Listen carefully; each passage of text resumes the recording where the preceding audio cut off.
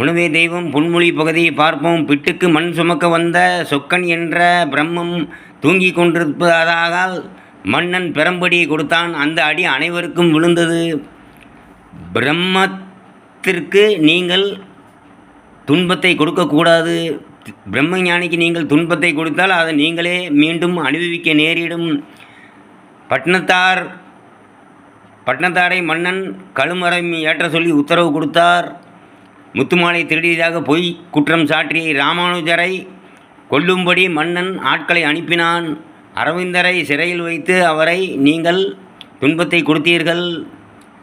இயேசுவை உடலை கிழித்து நீங்கள் அவருக்கு பல துன்பங்களை கொடுத்தீர்கள். நபிகள் நாயகத்தை ஊரை விட்டே துரத்தினீர்கள்.